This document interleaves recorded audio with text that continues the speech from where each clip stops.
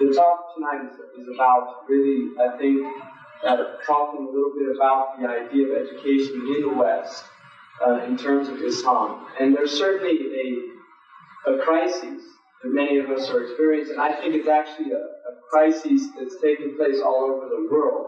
We have a dearth of scholars, Muslim scholars, around the world. We're in great need of Muslim scholars. We have issues that are confronting this ummah that have actually really unprecedented conditions. And really, because most of the people in Islamic training now are usually third, fourth, or fifth grade intellects, because of the position that Islam has been unfortunately given in the Muslim ummah. And I think one of the tribulations that has been thrust upon this ummah is a direct result of the low status that Islamic studies has in the eyes of the ummah. And I'll say one thing, what I've noticed about a lot of Muslims in the West is that they tend to get interested in Islamic education because they're worried about their children going astray in the American society. And oftentimes they send their children to a Sunday school or they send them to the masjid expecting the imam or the masjid to kind of take care of it and make sure that they don't end up on drugs or with a boyfriend or with a girlfriend or something of that sort. But really, they don't want them that committed to Islam. In fact, they say, we want you to be a Muslim, but really inside what they're saying, we don't want you to be too Muslim.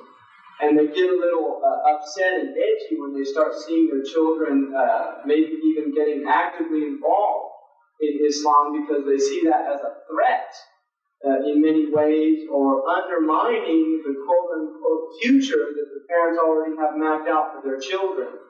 And that is really sad. That's pathetic to me. Traditionally, if a young person wanted to study Islam in the Muslim ummah, that was actually considered the highest vocation. In fact, medicine was actually one of the lower vocations, and the idea of being an engineer was just something unheard of to the, Muhandis. I mean, Fir'aun was the great Muhandis, and Haman, even Ibn Ishaq, Haman was the Muhandis of the Ummah of the Egyptians. And certainly we haven't seen any engineers that can even come close to what the pharaohs produced. Really, I mean, all these airplanes and things, they're going to fall by the wayside soon enough. Those pyramids are still around, and people are still wondering how they got those rocks on each other. So, and I'll tell you just a little side thing about Haman.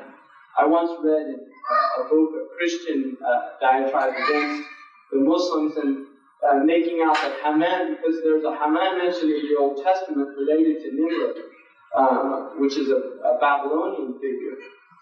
And this Christian was saying that the Prophet Muhammad obviously heard this story on a caravan and got it mixed up. Got the Haman of Egypt mixed up with the Haman of Babel.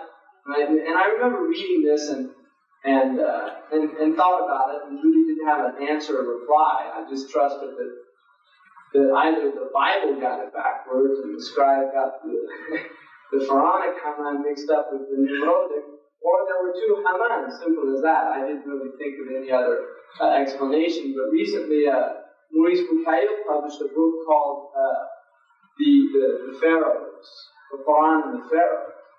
And he asked an Egyptologist from France, one of the top Egyptologists, if he'd ever heard the name Haman.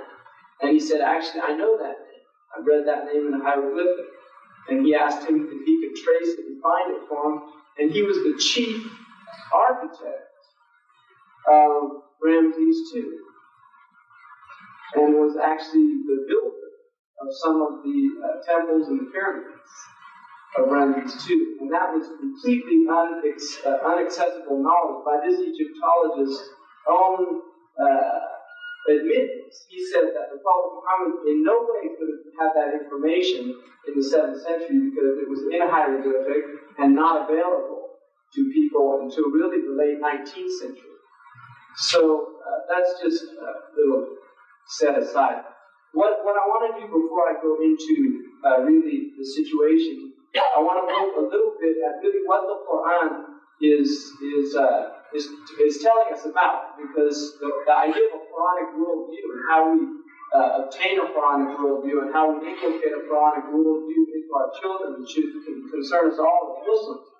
I think the first thing to recognize that in the Quran, to me, there are three very strong themes in the Quran. The most dominant theme is naturally Allah subhanahu wa ta'ala. So the Quran is literally letting us know who the Lord of the world is. And the book begins, Alhamdulillah Rabbil Alameen, which, according to Malik, was the first ayah of the Quran. Alhamdulillah Rabbil Alameen. It begins right from the start by letting us know that praise alone is due to Allah subhanahu wa ta'ala, and then tells us who Allah is by saying He's Rabbil Alameen, the Lord of all the worlds. And then again, Malik Yawmiddin lets us know Ar-Rahman Ar-Rahim, gives us the attributes, the merciful, the compassionate, and then lets us know also that not only is He the Lord of all the world, He's also the possessor, Malik Yawmiddin, and Malik Yawmiddin, the king of the day of the debts falling due, or the day of judgment itself.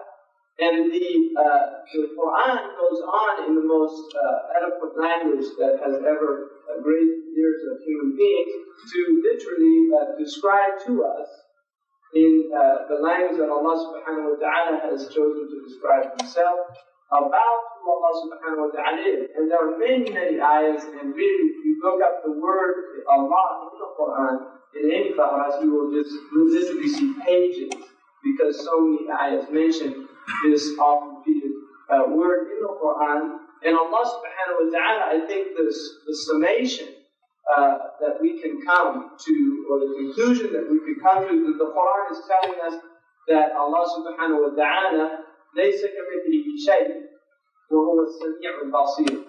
There is no thing like unto Allah subhanahu wa ta'ala, and Allah is the hearing and the seeing.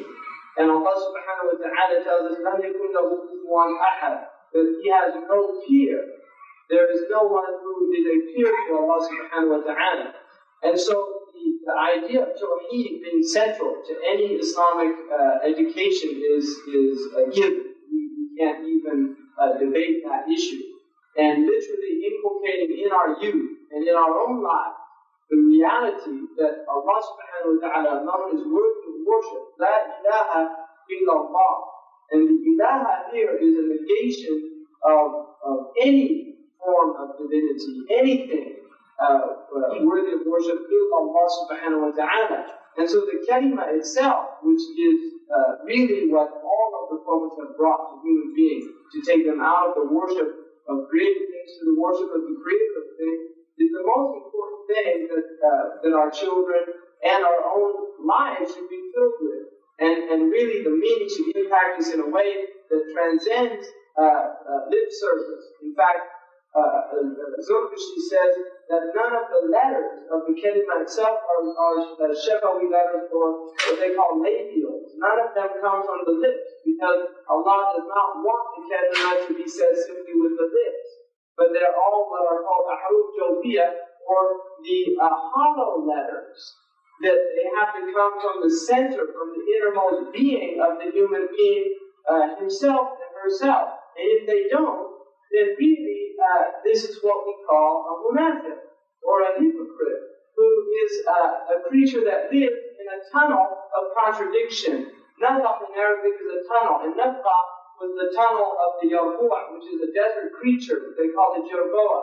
And this little creature used to pop up one side, and he would look around. And if he saw any danger, he'd shoot to the other side, and he'd get out that way. So he always had a way out. And that's the nature of the munafiq. You see, they always have a makhraj, they always have a way out. They came to the Prophet said, let's go fight jihad. They say it's summertime, it's too hot, let's wait till winter. When the winter came, the Prophet said, let's go fight jihad. They said, it's wintertime, too cold, let's wait till summer. And this is their nature. You know, they go between, they oscillate. You see, I mean, this is the state of the monarchy. It's a horrific state. They're in the lowest level of the fire. And like one of them said, Ibn Qayyim al-Jawziyah, rahimahullah, mentions about a man making the dua, one of the salaf, Allahumma ahlik al-munafiqeen. May you destroy all of the hypocrites. And one of the men who heard that, one of the ulama said, beware of what you're saying. Wallahi, though astajabaka Allah, lastawhashta al-turuqat min qillat as-sa'ikin. If Allah would have answered your prayer, you'd be alone on the streets, because so few people would be walking on those streets. And I'll give you an important line, and if you take this and take it to heart, I think it will serve to be very beneficial in your life. Hasan al-Basri said, لا يحمل النفاق إلا المنافق. No one feels safe from hypocrisy except the hypocrite. So, if you're feeling safe and secure, or if you're feeling that those ayahs don't really apply to you, then think again. Look at your life. Look at where you're at. Look at what you've done for Islam. We know what Islam has done for us. We can go on for days about that. You know, my personal life, before I was Muslim, and now, what Islam has done for me, I could go on this, you know, وَأَن تَعُدُّوا نِعْمَةَ اللَّهِ لَن تَحْصُوهَا. You'll never enumerate the blessings of Allah. But when we start asking what have we actually done for Islam, then we're in another, we can run out of things pretty quickly. You see, then we're in another boat. And that's the boat of the Munafiqun. And it's got a lot of holes in it. And it's sinking fast.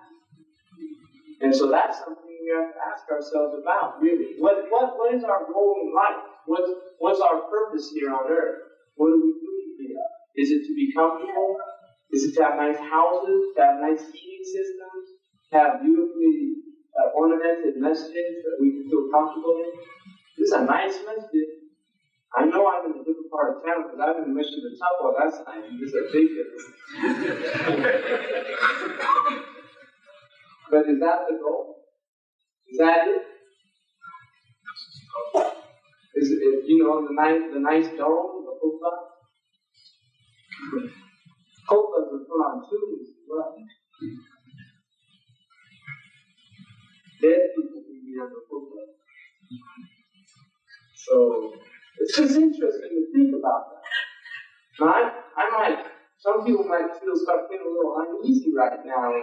What's he trying to do to us? We came here to feel good about ourselves. Maybe, I don't know. But, you know, I plan things and then other things come out. And I'm somebody that, if I do anything, I try to talk from my heart. And words that come from the heart, like Sayyidina Ali said, will reach the heart. And words that don't come from the heart, they don't go past the ear. But there's another problem with that too, is that hearts that have so much Rihla over them, like heedlessness over them, even words that come from the heart sometimes don't penetrate those hearts. Because they get so encrusted. So that's something that for all of us to ask, including myself. Don't think in any way I'm putting myself outside of anything I'm saying. That's foolish. That's a type of stupidity. If you look then, and you know, Tawheed is such an endless topic because it's the subject of the endless, infinite creator. But if you go to the next theme in the Quran, it is the man himself, al-insan. What is a human being? I mean, the Quran begins by defining human beings, categorizing them into three categories. That's all there is. And we will all fit into one of those three categories. And the Quran, right from the outset, first it tells you that this book doesn't have any doubts. And then it tells you who human beings are, what categories they fit into, and asks us to think about where we fit in there. And there's only three. There's a mu'min, there's a kafir, and there's a munafiq. And the mu'min gets 4 ayahs. 4 ayahs. Because the mu'min is not a complicated creature. The mu'min is something inside and outside are the same. So they're not difficult to define. And then the kafirs, even easier, because they really have no depth at all. But then this tricky character comes in there. 13 ayahs to describe the munafiq. 13 ayahs that Allah uses to describe the munafiq. And really emphasizes the nature of the munafiq. So the insan is defined in the Quran beautifully. And then Allah tells us about the nature of the human being. The human beings created, was created with weakness. The insan is created ajula, is created hurriedly. Halu'a is somebody that gets anxious. Manu'a, that withholds, doesn't like to give out. You see, it tells us all about the nature of the human being and gives us this so that we can understand who we are. So that we can literally come to know who we are. Because if you know who you are and you understand who you are, then you can know who you are not. And we are certainly not Allah subhanahu wa ta'ala. And so knowledge of the self is directly related to knowledge of Allah subhanahu wa ta'ala. And those who do not know themselves are incapable of knowing their Lord. They're incapable by the very nature of the self. Because human beings will fall into two categories. And the Quran enunciates this beautifully in that on the one hand, Allah tells us in many verses that the insan is created from a vile fluid. Min sulalatin min teen, from a lineage of mud. From a lineage of mud that we are created from min turab. And sha'akum. Min al-ard, from the earth itself. And like coming out like a vegetative growth that arises out of the earth. So Allah gives us all the, and then on the other hand, Allah says, and tells us that He's placing the earth this Khalifa, and tells us, He taught Adam the names, all of them, and then He commanded the angels to bow down to our Father. The angels were commanded to bow down to our Father. To go into sajda, which is not a sajda of ubudiyyah, but a sajda of tashreef. Because the sajda, prior to Islam, there was a sajda called tashreef, which even some of the kings, they used to do sajda to them. And this sajda was prohibited in Islam. But the Adam, the angel who commanded to bow down. So it lets us know that the human being is a high thing. We have ennobled the children of Adam. But then we've got all these ayahs that tell us that we're ma'in maheen, that we're vile fluid, that we're dirt, that we're turab. Feekum min Adam, Adam min turab. All of you are from Adam, Adam is from dust. So where do we fit between these two views of because Allah is speaking to nas. Those who He is telling that they are from a vile fluid, that they're from dirt, that they're from dust, those are those who transit on the earth. That they're maqurun, that they think that they're gods. They think that they can exploit people. They think that they can oppress people. The zalimun, the mujrimun, the fasiqun. People that really think they can do whatever they want. Allah is telling them, reminding them of their origin. But then there's another category of people. And those are the people who are humble. And sometimes actually have a lower opinion of themselves. Like the oppressed people that tend to see themselves as worthless. And Allah calls those people and tells them, you're the khulafa. You're Bani Adam. We've ennobled you. You're something amazing. You're people of knowledge.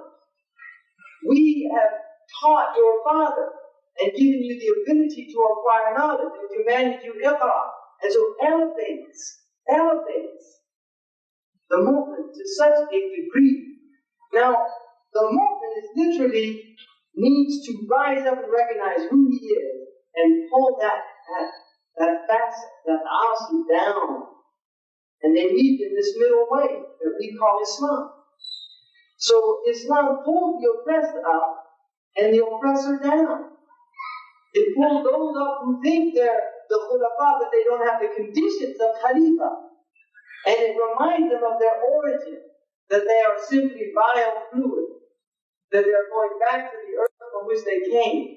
But it takes those who are oppressing the earth and raises them up and ennobles them and dignifies them. It takes the arrogant Quraysh and makes them pray in the same line with the people that they used to enslave, like Bilal, al-Habashi,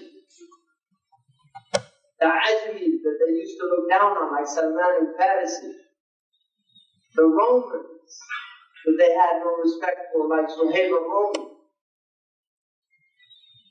See, this is what Islam does. It takes those people and it takes these, and they meet in the middle and they become brothers.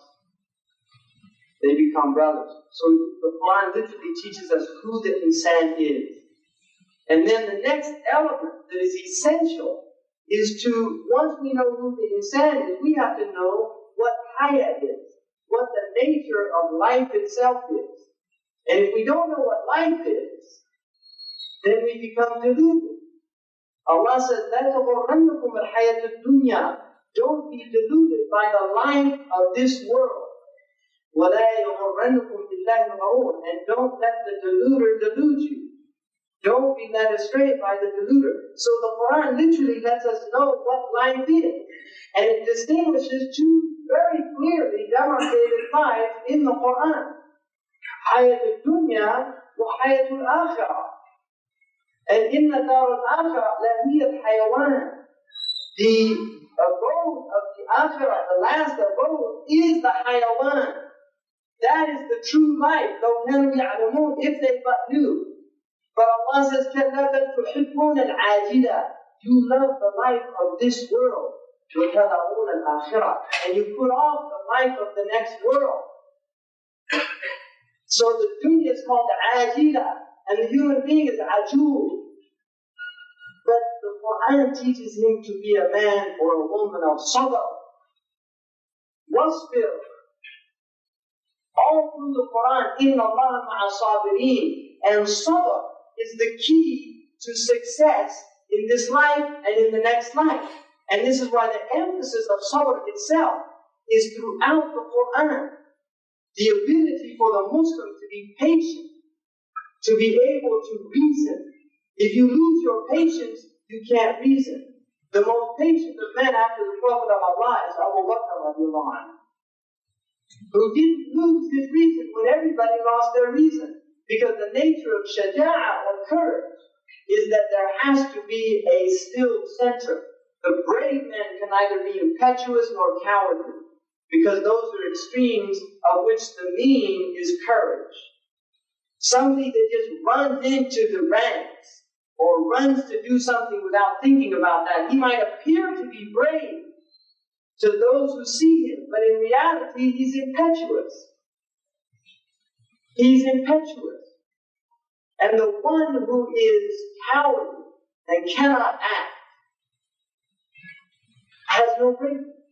But the brave one is the one between the two, is the mean, the one who has the ability to be patient, to assess the situation, to keep his rational state, and then to act. And if you look at the key event after the death of the Prophet of Allah sallallahu alaihi wasallam, when all of the Muslims lost their state, including Umar ibn al-Khattab, it was Abu Bakr who came, assessed the situation, looked around, saw, he heard the Prophet ﷺ had died, but he hadn't seen it for himself. Before making any judgment, he went in and checked to see if the Prophet of Allah was dead.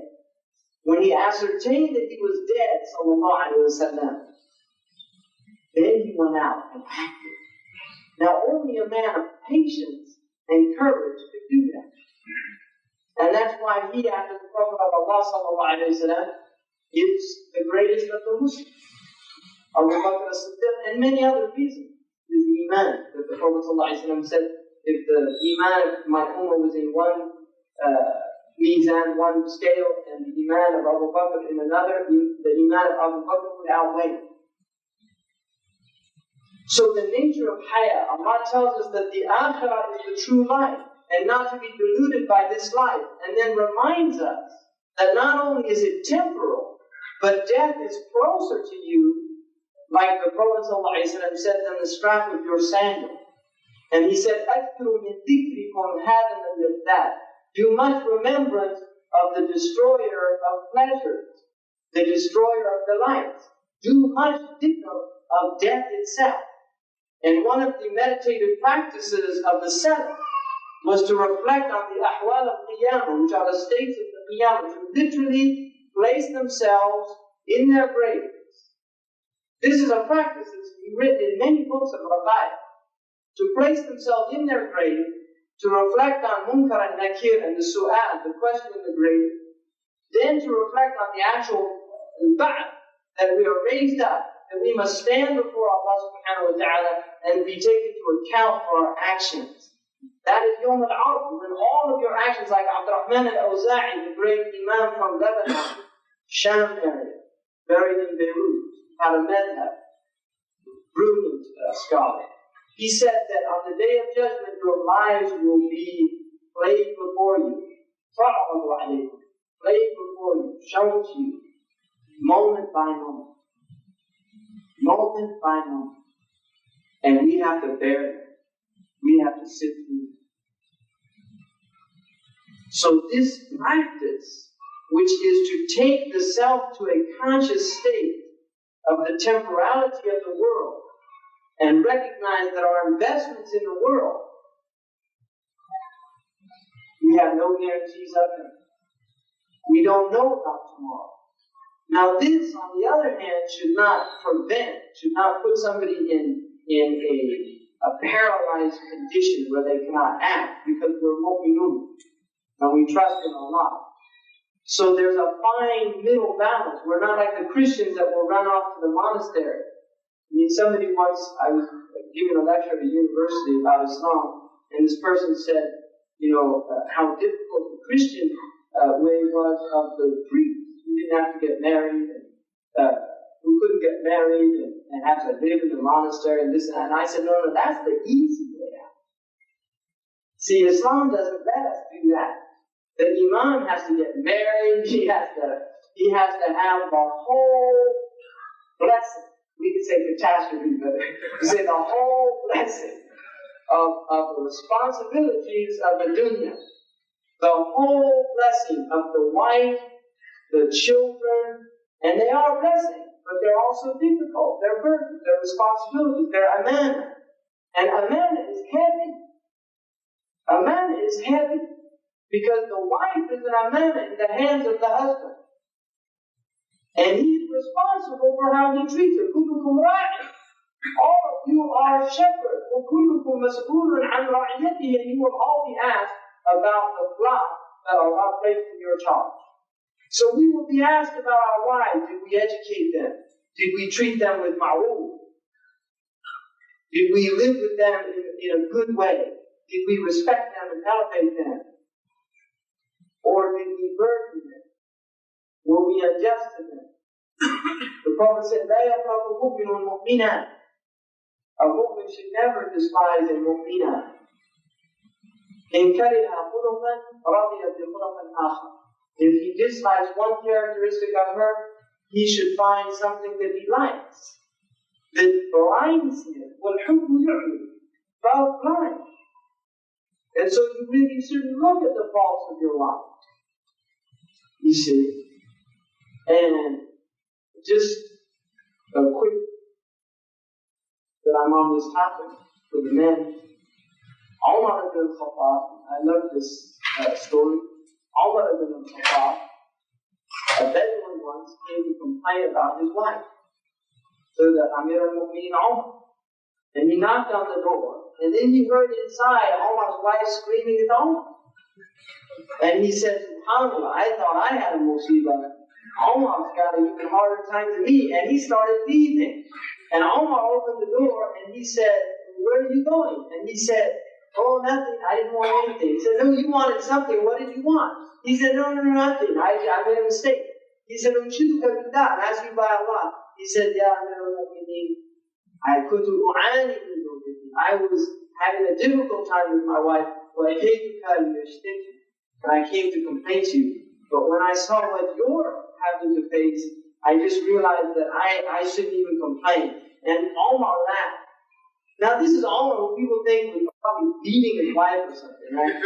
Omar laughed and he said, Hiya zawji, this is my wife. Turabbi awladi, she brings up my children. وَتَطْبُخُ طَعَامِ, and she prepares my food. وَتُنَظِّفُ بَيْتِي, and she cleans my house. وَتَغْسِلُ ثِيَابِي, and washes my clothes. أَلَا أَصْبِرُ عَلَيْهَا, shouldn't I be patient with this woman? You see, I mean, this is the honor of Islam, really. And even doing those things in fiqh, your Imam can tell you, are not wajibat in the faith.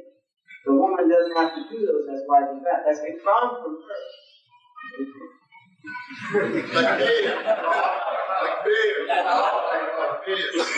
So we should be thanking. We should be thanking the women. If they cook your meal, you should thank them, because that's a gift from them to you. And ta'i'ah doesn't mean obedience only in Arabic. Ta'i'ah means willing. You know, ta'i'ah or karihan, come willingly or unwillingly. You see?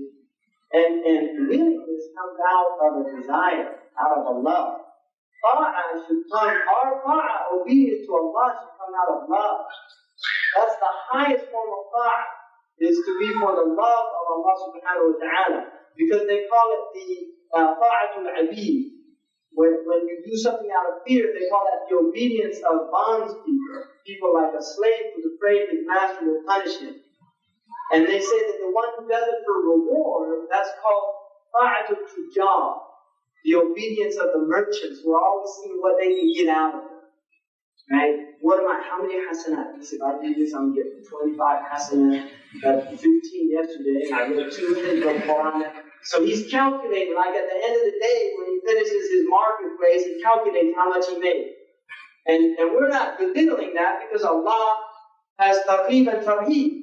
But, no, he says the highest form of obedience is that which emerges out of love. The willingness to obey Allah out of love. And in the same way, the wife, when she serves the husband out of willingness. This is a house that has mahabba in it. See, Allah ja'ala bainakum mawaddatan wa rahmah. He placed between you mawadda. And mawadda, by the way, is an interesting word. Because Allah said mahabba. But mahabba can indicate also a type of erotic love or sensual love. Mawadda is not a sensual type of love. And wadud is one of the names of Allah. It's a type of love that transcends the physical. So this is the type of love that should be the basis of the house of the family. So knowing what life itself is, and recognizing that the hayat al-dunya is temporary, it's fanned by its nature, and it dissipates and it goes. And we will be in our graves. And that's an important thing to reflect on. And then once we put these things into place and understand them, that like Allah when He says, اعلموا أنما الحياة الدنيا لعب ولهو وزينة وتفاخر بينكم وتكاثر في الأموال والأولاد كمثل غيث أعجب الكفار نباته ثم تهيج فتراه مصفرا ثم يهيج فتراه مصفرا. Allah says that the likeness of this world, no, have this knowledge. That's a command from Allah. Know that the likeness of this world, the world by its very nature is a play and a pastime. Lahu is like entertainment. There's an interesting book that I would recommend everybody reading. It's called Amusing Ourselves to Death, which is about life in America. Because that's what the Americans do now. They literally amuse themselves to death. You see, they just look for one. I mean, even their elections become entertainment. You see, their political discourse becomes entertainment, sound bites. Who can be the clever one? Who's the best looking? Who has the best presentation? This is all just one. It's all illusion. And yet, this is what their lives have become. Trivialized. Fir'aun, by his nature, trivializes the people, belittles them, treats them with istighfar, and then they obey him. They obey him by the nature of it. Like the Arabs, they used to say, keep your dog hungry and it'll follow you. Suddenly, and fatten up your dog and it'll eat you. So this is what they do, you see, in America. They keep these people, they're hungry all the time, and they give them tidbits of their music, and their films, and their entertainment, and the latest fashion. And they think they're getting food, but they're just temporary snacks of junk food with no calories, no value. And so the spirit continues to diminish until there's nothing left. There's nothing left of their spirit. And then they're the living dead. Like the people of New York. That's the scariest place I've ever been to.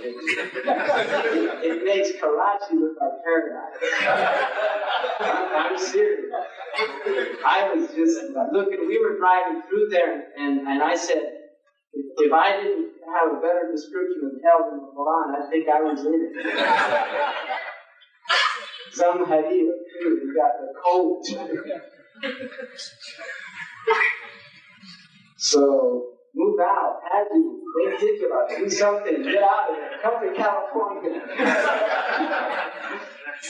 I told them last night, how can you live here, Flushing? I said they ought to flush it down the toilet. Really, this is unbelievable. And then those towers, subhanAllah. And then don't wait for anybody to get any ideas about blowing them up either. That's not what I'm saying. Just desert them. Just leave them.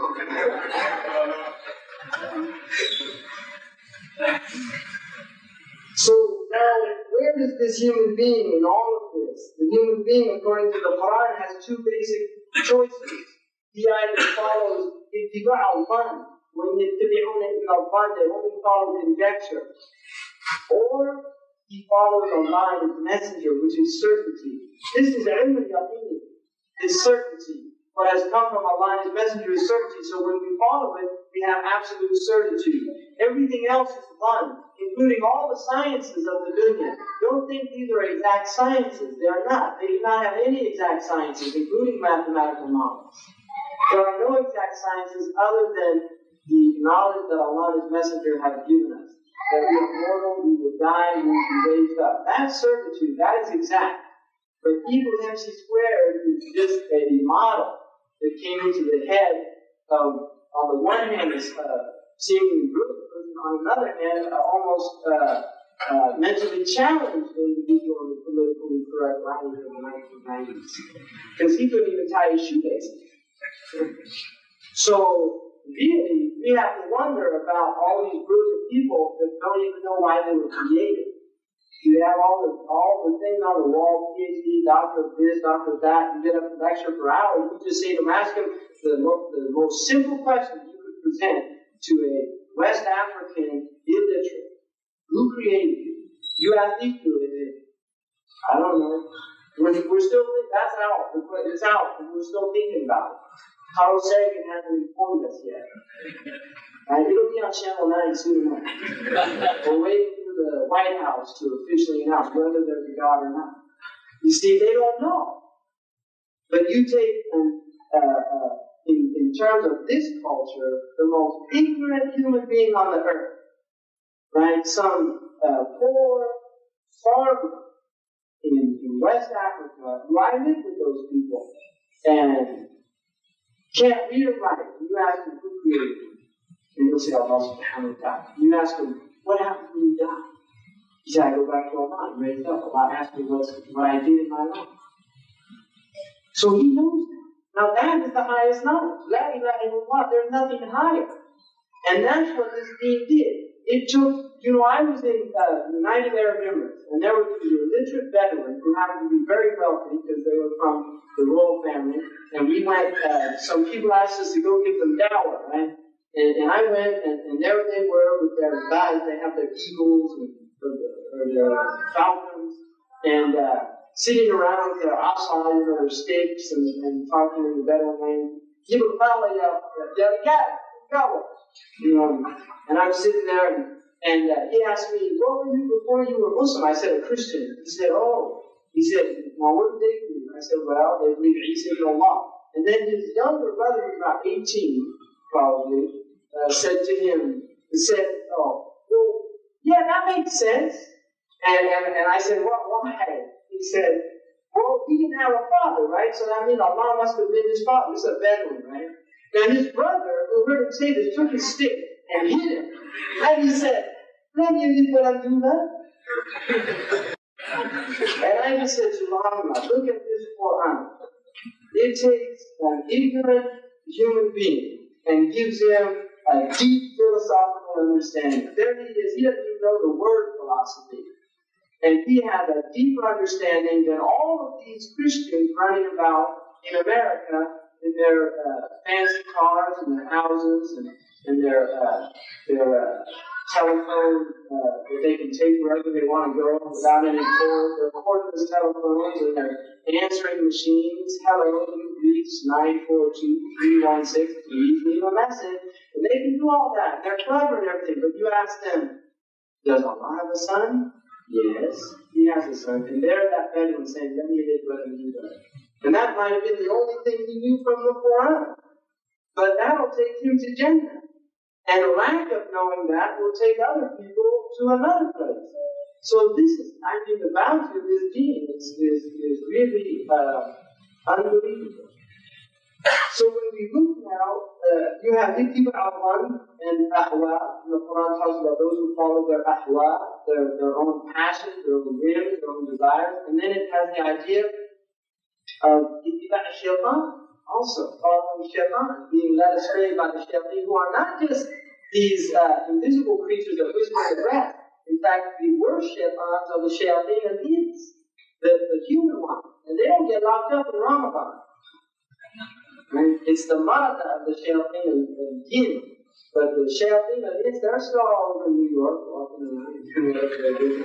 I'm picking on New York tonight. But you're in Jersey, right? Oh, well, he's there trying to clean the place up. That's jihad. But some people's got a grocery store there, not doing any dawah. I just recommend he go back to where he came from.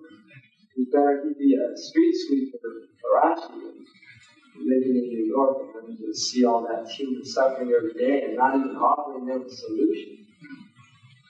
Not even offering them a solution. Some people knows La ilaha illallah.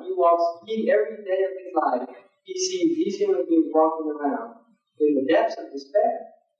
They're in the depths of despair, really. Don't think otherwise. All you have to do is read their own statistics, read their own sociological studies of their major cities.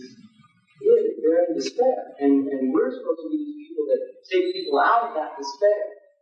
They tell them, no, you have to put your head on the ground, and you're not going to feel better until you do, no matter how many Tylenol you take. You see, really, you're not going to feel better until you put your head on the ground. That's what we have to tell these people, call them to La ilaha illallah. So, the following the truth, the haqq, is what Allah tells us to do.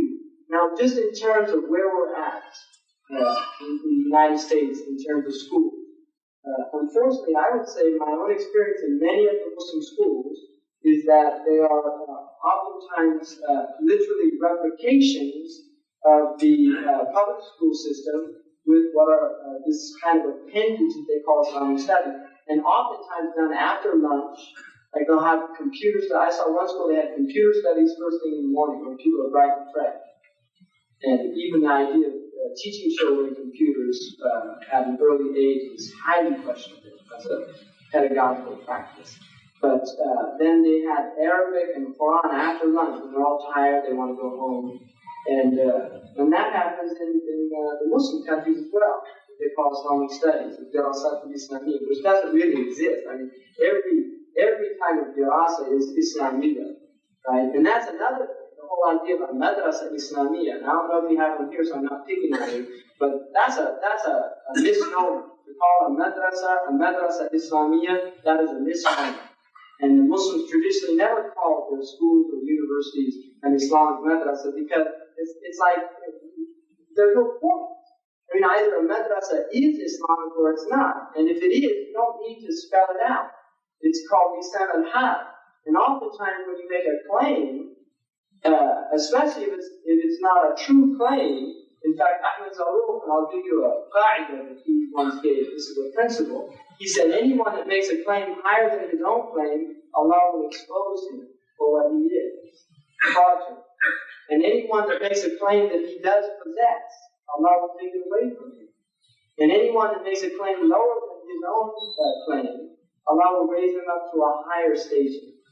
You see, to a higher maqam. And this is why we say, وَإِنَّنِي مِنَ الْمُسْلِمِينَ. You see, I mean, in the Quran, you always say that min al-tab'id. You know, I'm from amongst the Muslims. And that's a type of humility.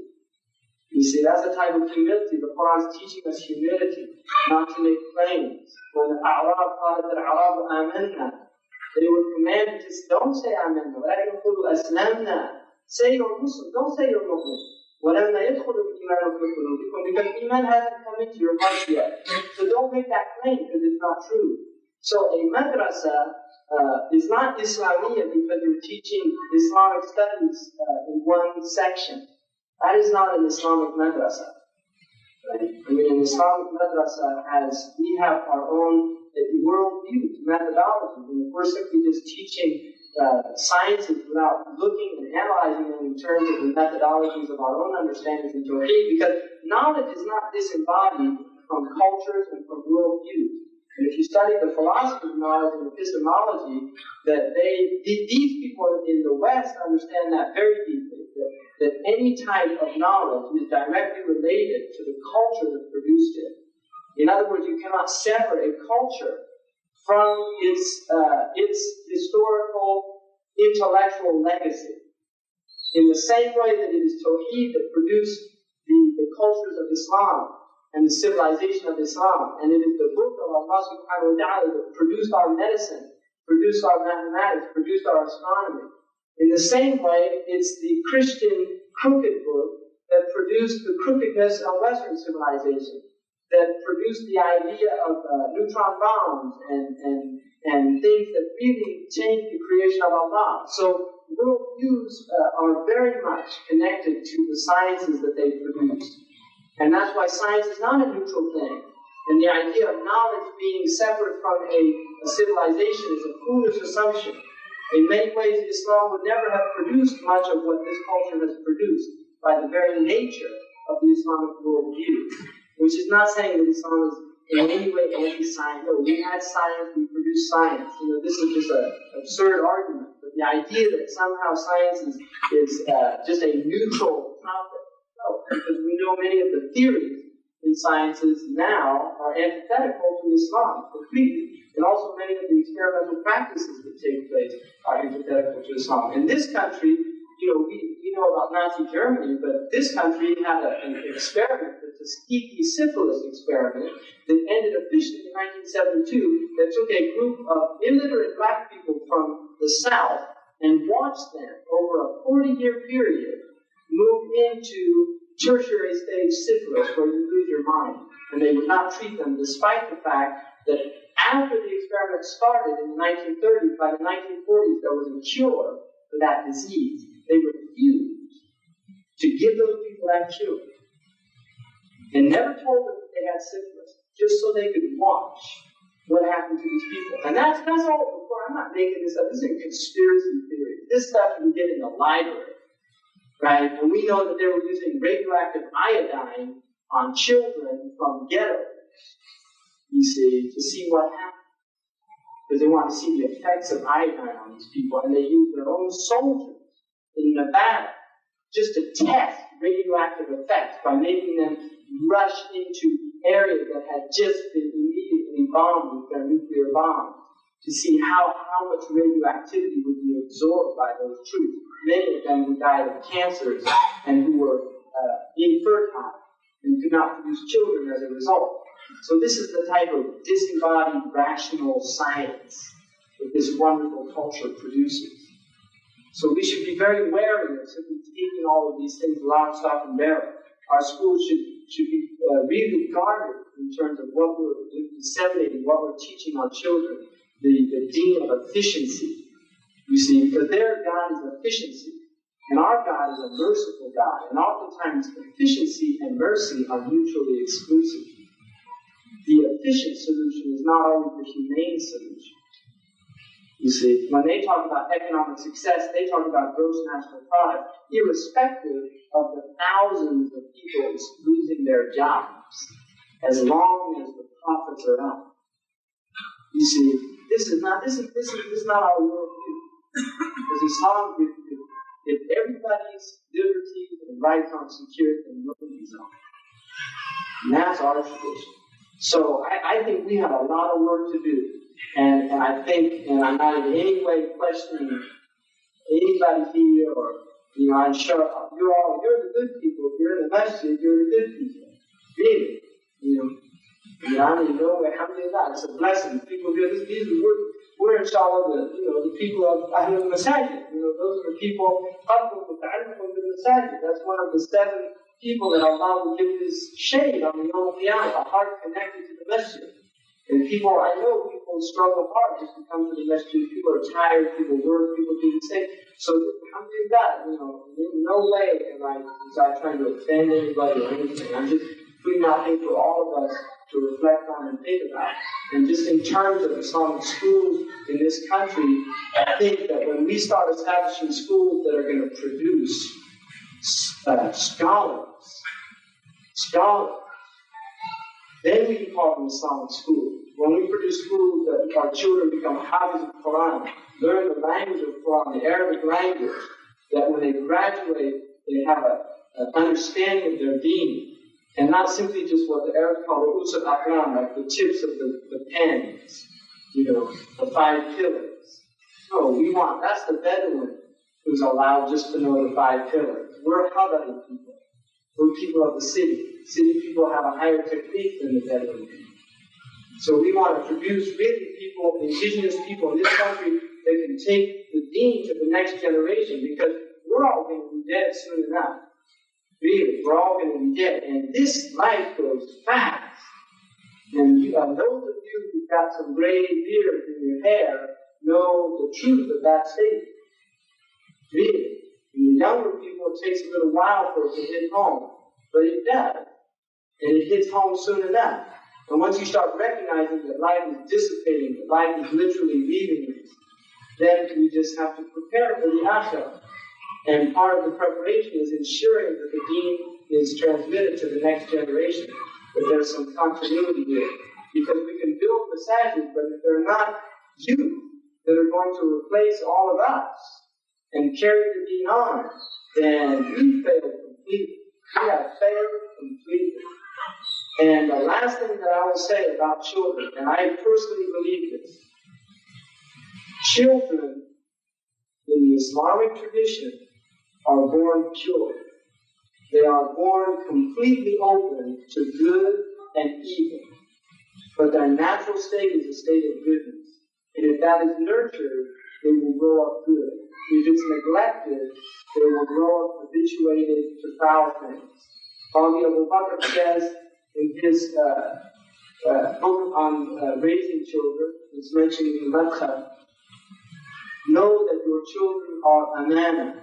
وجوهرة نفيسة أودعها الله سبحانه وتعالى عندكم.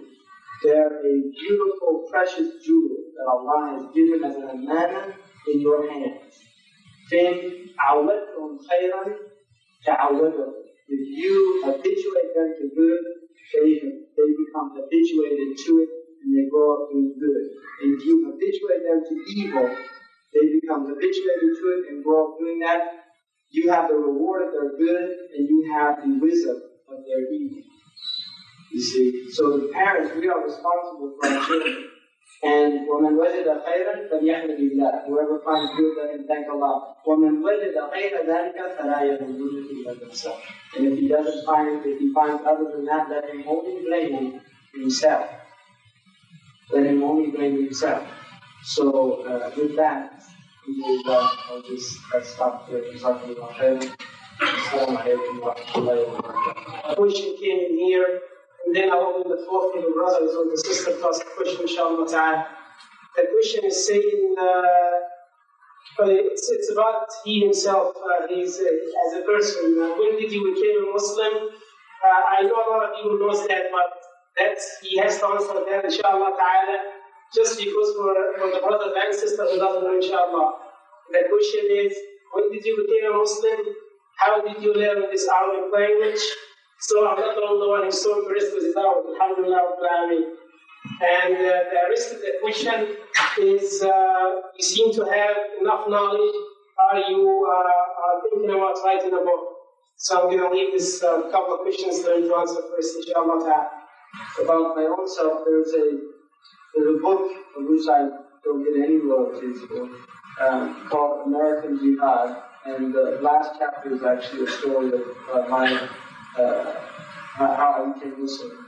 But I became Muslim when I was 17, and it was basically after a serious car accident that started getting me thinking about death. And I really wasn't very content with Christian religion at that time. So alhamdulillah, I did a study of different religions, and I actually, Islam made the most sense to me at that time.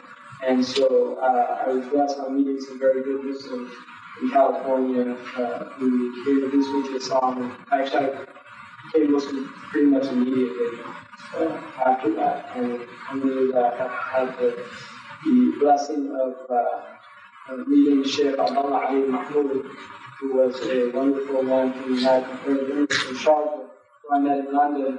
And I was just starting to learn some Arabic then, and he invited me to come to the Emirates and study there, so I ended up going there, and that's pretty much where I started learning Arabic, which one of the first teachers I had of Arabic told me that you will never learn Arabic. You know, he said, just take that as a given and just do your best, and I think that's very true. That Arabic is in fact, they call the dictionary it's the ocean, the muhit, you know, because the Arabic language is really, it's just a study that will go on until the person dies, and you really never encompass the whole language. You seem to have some knowledge, and you plan to write any books in the future.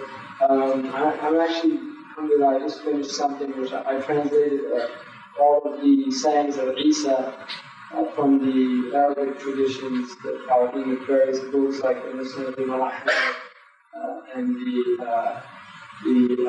books of different collections of hadith, some that were in Muwatta or Malik, and then some of the traditions that were more oral traditions that are mentioned in the Ihya that don't really have an Islam, but that still have some wisdom in them. And so I actually finished that, and inshallah that's going to be interesting. And I've been working on some other question, by the way you put the question, probably agree with you on first of all, in terms of the Arabic language, that is outrageous for any Muslim to say that Arabic language is not important. Imam Shafi'i in his Risala said, وَيَجِبُ عَلَى كُلِّ مُسْلِمٍ أَنْ يَتَعَلَّمَ مَا يَسِعُهُ جُهْدُهُ مِنَ الْعَرَبِيَّةِ. It is an obligation on every Muslim to learn what he is capable of learning from the Arabic language. And Umar, when he sent his governors out, he used to say, تَعَلَّمُوا الْعَرَبِيَّةَ وَعَلِّمُوهَا فَإِنَّهَا مِنَ الدِّينِ.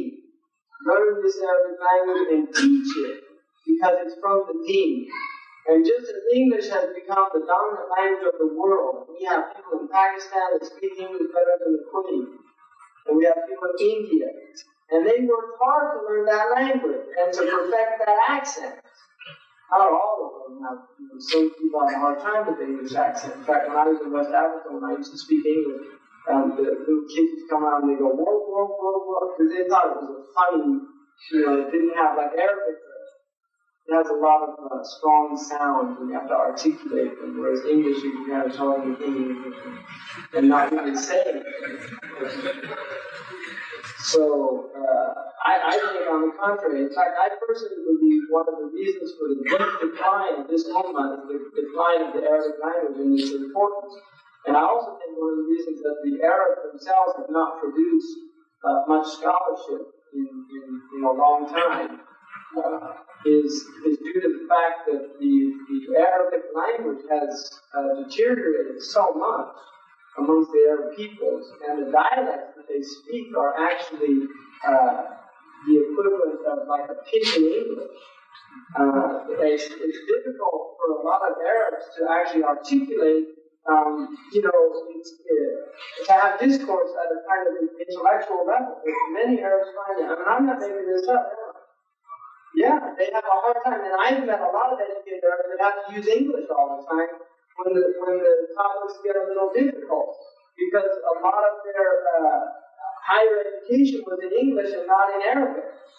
And so, Hassan al-Banna, rahimahullah, he, in his 10 wasaya, one of them was to speak Fusha, because it's from the sha'air of this deen. And so he recognized the importance of that, of learning, because language is power. Language is power. And that's why the Quraysh had power over the rest of the Arabs, because they were the most eloquent of the Arabs. And to this day, you watch the politicians that are the ones that go a long way. They're the ones that are the most articulate, the most clever, the quickest to respond. Language is power. It always has been, it always will be. And those who are empowered by language, and one of the disempowering aspects of this culture is it keeps the minorities in this culture, it deprives them of an educated language. They don't want them to have language, because once you have language, you get to articulate your suffering, your exploitation, these types of things. But if you don't have the vocabulary, if you don't even know what the word exploitation means, you see, you can only experience it as an experience, but you can't identify it. You can say, whatever it is, I know I've got it. But once you learn exploitation, and that's one of the amazing things about Malcolm X and Adam Shabbat. This is a man, he memorized the dictionary in prison. And all of a sudden he was empowered by words. And the empowerment that he achieved through words is still reverberating to this day. He put out words out there that still impact people to this day. And the Quran is their words. The Quran is a language. And the most powerful Quran is when the language becomes embodied in human action. And that's the messenger of Allah. And that's why he literally, people couldn't even, they saw him, and the poor one Bedouin just started shaking. He went into a state of awe. And the Prophet said, Hawun alayk, just be. He said, I'm the son of a woman who used to eat jerky. Like they say, Adi, the Arab jerky is kind of, it means, you down to earth. Don't worry, I'm a human being. See, but that's the type of awe that Sayyidina Ali said, if you met him suddenly, you had awe. But if you spent time with him, it was sweetness and love. You see. And Abu Hurairah, we know the hadith, he was walking, suddenly he saw the Prophet turn the corner, and Abu Hurairah had a wet tree. And he saw the Prophet, and he hid behind the building. And the Prophet saw him do that, because he was embarrassed that he was in the state of junub, and he knew the Prophet would know. And so when he saw the Prophet, the Prophet said, what were you doing today? He said, I was ashamed, because I hadn't taken a ghusl. And the Prophet said, Abu Hurairah, the moment doesn't ever, he's never junub. In other words, the moment is never impure. You see, the state is just a state, it's just a bodily state, but the heart isn't impure. So the Prophet saying that that's what I want to meet. I want to meet the purity of your heart. I'm not concerned about the physical state of your body. So that's how the Prophet was, sallallahu alaihi wasallam. So language, we have to learn Arabic, really. I think all of us have to forget it, including Arabic. Don't think that if I said, Arab had the Judah, Amr, Zayd, wa Daraba, Amr, he's going to say, it's a long time ago I had Arab. I can't really, you see. Test them. You start learning Arab, and then you say, help me out on this Judah, and you'll see that little red face if they're light enough. How do you make our schools produce scholars? Well, I think, one of the things about memory is something, that many of our scholars were gifted with. And memory is not a condition in ijtihad, interestingly enough. In other words, to be a mujtahid by Sharia, memory is not one of the conditions. In other words, to be what's called a hafid or a hakim, which is to memorize, to encompass the sunnah through memory, like Abu Dawud and these people, and they were phenomenal, had phenomenal memories, which is often attributed to the purity of heart and also the openings that Allah gave them, because memory is a faith from Allah. Because for some people, not for everybody, they're shayateen. memorize lots of things. You can meet bad people that have great memories, but generally the memory is. But that is not knowledge. Memory is not knowledge. Knowledge, because Allah says,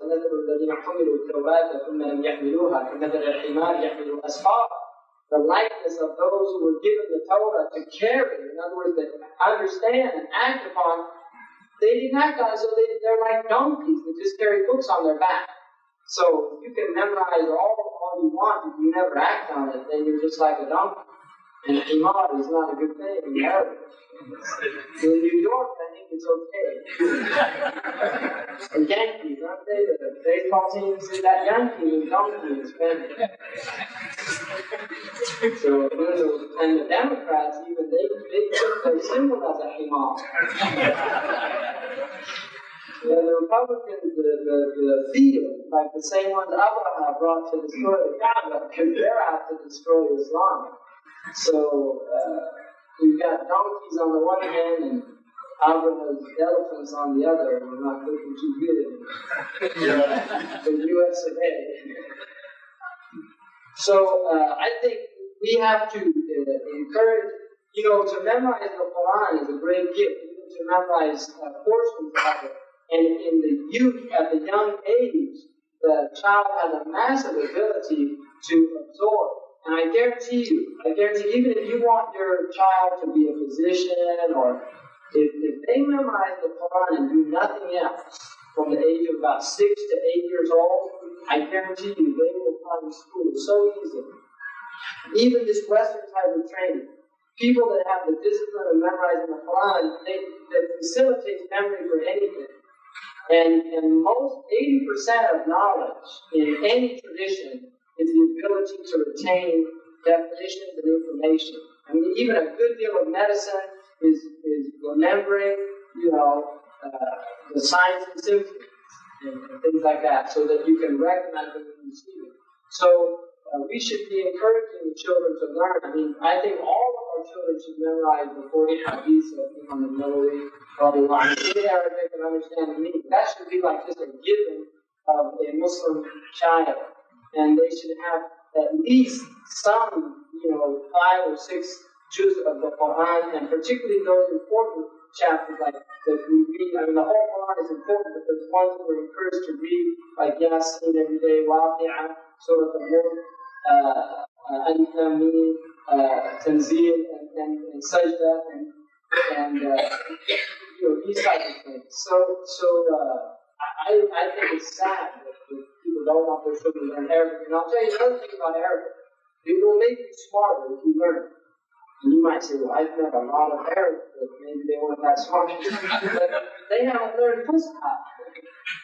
Because Arabic, by its nature, it really does increase your intellect. And partly because Arabic is based on what's called Hatf al-Hijab, elliptical statements and economical language. And the Quran is filled with this form of language. And because of that aspect of the language, it makes you think. The Quran literally makes you think. It doesn't spell everything out for you. And that's part of the nature of the Arabic language. It's what they call in linguistics a high context language, whereas English is a low context language. In other words, English is very easy. It's all spelled out for you. So you can, you misunderstand it if you're a himar. But generally, it's pretty easy to work with. Whereas Arabic is a language of subtlety and nuance, and it's very tricky. And the Arabs are notorious for tawiyah and things like that. They have a thing in the Arabic from the Quranic called badal, and they have this thing called badal al-ghalat, where you can call somebody an idiot and then quickly change it and correct it. Like you say, yeah, honey, and the actual way of doing that is mean you made a mistake with the first one and you corrected it by the second one without having to say, oops, I made a mistake. You see, so they have very clever ways of calling each other names and doing things, and they have a whole history of that, what they call tawiyah, and playing games with language. So it's a very intellectually stimulating language, really. And just looking at the root word and delving into the language, I mean, it's a wonderful exploration. And to give our children a love of language and a love of words, that's a gift that they will take with them for the rest of their lives, really, and love of reading. But I guarantee you, if you're allowing them to watch television, you are destroying the capacity in them at an early age to enjoy books. And I'm not making that up. Because TV at an early age cannot compete with books. It really can't. And so the children, you get them addicted to TV, and it is an addiction. Because it has withdrawal symptoms. They've proven all this stuff. They don't like to talk about it, but they want everybody addicted to it. Because that's how they get their sales pitches inside the house. You see? I mean, all that stuff that they put on between the commercials, that's filler. The commercials are what they're really, that's the only reason television exists. It doesn't exist for that. That entertainment is just to keep you long enough, hoping that you'll be so vegetated out, just like a vegetable. That's what they call a couch potato. And you sit there in what they call a passive receptive mode. That's what their scientists who study television's effects on the brain, they say you enter into a passive receptive mode, which in sales shift, that is the ideal state for the customer to be in, a passive receptive mode. So that's what you're doing. You're putting your children into a passive receptive, and then you're wondering why they're jumping up and down at the store demanding that they get their box of tricks or something like that. Well, they're just doing what they were told to do on the TV. See, that's all. So don't blame them. Blame the shaitan that you put them in front of to educate them and teach them. It's called the one-eyed babysitter, right? And in Arabic, that's not even a nice metaphor. Because we know who the one-eyed one is. And I'm not suggesting the child is the job. But I would suggest that you've got a lot in common with the big job. There's opinion, the four imams differ about that. Imam Malik, which is the school that I learned, he thinks that khutbah is invalid in anything other than Arabic. That's the Malik and the Hanbali position. And he actually said if there's nobody that can give a khutbah in Arabic, that they should pray dhuhr. But that's not the opinion of Imam Shafi'i or Abu Hanifa. In the Maraqi al-Falah, it says, وَالْخُطْبَةُ وَلَوْ بِالْفَارِسِيَّةِ, even if it was in Persian. And also in the Shafi'i madhab, as long as 5 conditions are fulfilled, which have to do with the tawsiyah, with saying, making praise of Allah, asking forgiveness for the mu'mineen, encouraging the taqwa, and praying on the Prophet ﷺ. As long as those are fulfilled in Arabic, then the khutbah can be in another language. So I think that has to do with the ijtihad of the community in terms of, what if the majority of the people are Arab and can understand Arabic. And that, I think, ultimately is left up to the imam and the jama'ah. But one of the important things about the khutbah is that it's meant to be a wa'al, an admonition to be understood by the people. And there's 2 ways that you go about that. If you do put it into Arabic, one of the ways that they do in many Muslim countries, I lived in Algeria and studied there, and a lot of the Algerians cannot understand classical Arabic, so they don't understand the khutbah anyway. And so what many of the imams would do, they would give it a talk in Darija before the khutbah, for the awam, the simple people that weren't educated in classical Arabic, and then they would give the khutbah in classical Arabic. And in Pakistan, also many of the masajid, despite the fact most people are Hanafi, they give the khutbah in Arabic, but then have a talk in Urdu, or whatever the local language, Pushtu, or the Punjabi language, in the masjid. So there are different ways around that, and I think that's based on what the community and what the imam of the community sees as the best thing for the community. It's interesting that for centuries, the church itself, it was in Latin, and people couldn't understand the Mass in churches. So even the Christians did have that tradition, but they threw it out. So it's not alien even to the Christian tradition, the idea of having a sacerdotal or a sacred language, even though Latin is not really certainly not the language of the Bible. Just, in terms of learning language, there's several ways of going about it. One of the common ways in the schools is to teach through the medium of English and through the medium of English grammar. And there's some benefit in that, but also there's some problems with it because they're very different languages. And I found personally that the Orientalists often actually would you end up learning English grammar better than you do Arabic grammar in many of those books. And the other one of the tragic things that's happening in the Arab world due to what they call modern standard Arabic is that most of the hack writers who write for the newspapers in the Muslim countries, Arab countries, they take these Reuters and Associated Press and UPI and they do direct translation. They don't even think about how Arabs would say it. They just translate it from the English and kind of it becomes like English with Arabic words. So a lot of the syntax has become English syntax, but the language is Arabic. And that's a tragedy. And also many idioms that are alien to Arabic. For instance, the idea of na'iba dawra, they played a role. That's not an Arab idiom because the idea of lu'ab has nothing to do with serious matters. Lu'ab is about playing and jesting. And the idea of America playing an important role. And they are playing because that's their deen. That's not our deen. So that was alien concept because it comes out of the people that have a tradition of theater. And the Muslims traditionally did not have a tradition of theater with the exception of Iran, who had a pre-Islamic tradition of theater. The Arabs did not have masrahiyat. It's a modern phenomenon that came out of the impact of colonialism on the Muslim country. And now, unfortunately, there's Muslim Arab writing masrahiyat and khayalat and all these, they produce like Naguib Mahfouz, it's like, they give him the Nobel Prize because he's just become a Westerner in his whole outlook and mentality, a fiction writer.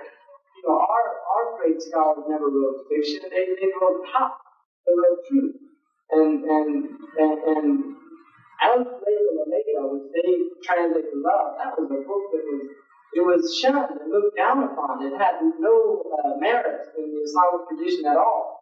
And it was actually put in by people that were trying to undermine the Khilafah at that time, the political intrigue and things like that. It was kind of like a pornographic book that was written to kind of get youth and then wasting their time reading those type of things. So really, we don't have a tradition of that. And now, unfortunately, there's Muslims that are becoming fiction writers and these type of things, and it's very sad. It's really sad that that's all. But this is the lizard hole that our Prophet told us we would go down. And he said that, even he said if one of them sleeps with his mother, one of my women is going to do the same thing. That's how the love. And one of the things that we miss in the hadith is the intonation, although in the riwayah there is a type of naqab that has to do with if the Prophet laughed and the rawi of the hadith would laugh. That is a type of riwayah in hadith literature. But we don't often know how the intonation was. And in that hadith when it says اتبعنا سنن الذين من قبلكم شبرا بشبر ذراعا بذراع حتى لو دخل جحر رجل لدخلتموه. When the Sahaba say al-Yahud wa Nasara, my image of that is them saying al-Yahud wa Nasara, Ya Rasulullah, like they're just so amazed. And he said, Amen. Who, if not them, who are you going to follow?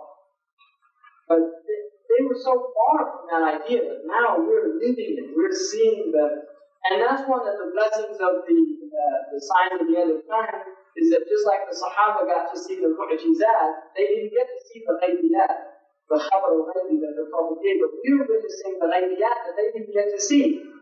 So we have a gift also seeing the truth of our Prophet ﷺ. So that's one of the signs that he was the messenger of Allah, that he was sadiq in his khabar, in his words, truthful in his speech. Can you please give us your advice about our children playing computer games? Throw them out. Not the children, the computer games. I think those computer games are very insidious. Really, they're very dangerous. And I'll tell you something. Recognize that this is a very recent technology. It has not been studied. Its long-term effects have not been studied. We know that watching television, because it has been studied up close, has very serious effects on the brain. And I'm not going to be surprised if in 20 or 30 years from now there's going to be a lot of people with brain tumors and things like this. Really, I won't be surprised if that happens at all. But we have to recognize this is a very new technology, and we really don't know what impact it's having on developing brains. Because in neurology, during the first 11 years, there's massive development going on in the brains of our children. There's all of the neural connections, the networks are literally being set up, and there's myelination going on of the sheaths in which the neurotransmitters are being transmitted. So we have to be really wary about a lot of this stuff. And my recommendation is that computers, obviously, in many areas that are becoming, like a necessity. But I really think, in terms of our youth, particularly before the ages of, maybe 9 or 10, I would really be wary about putting them on a computer. I personally do not. I have a computer that I use for typesetting, and people have given me software. I don't let my children near the computer. I really don't. And they don't watch television, and that's what I'm doing in my house. And really, they don't miss it. If you give them things to do, they don't miss it. Really. It's just, to me, it's a cop-out on parents' behalf. It's just an easy way of dealing with the children. It's an easy way of putting them in front. Because unfortunately, we don't have infrastructure here. We don't have extended families. The grandma's not around to give the mother a break. And so oftentimes it's easy to put the child in front of the television set, and then you get, an hour or 2 or 3 or 4 of free time. But there's a big cost for that. And you're really going to regret it down the road. So my advice to all of you is invest in your children now. Invest in their education, and not for doing it, just for the sake of Allah subhanahu wa ta'ala. And if you do that for the sake of Allah, Allah will rectify يُصْلِحْ لَكُمْ أَعْمَالَكُمْ وَيَغْفِرْ لَكُمْ ذُنُوبَكُمْ إِنْ شَاءَ اللَّهُ. He will rectify our state, and He will forgive us our wrong actions.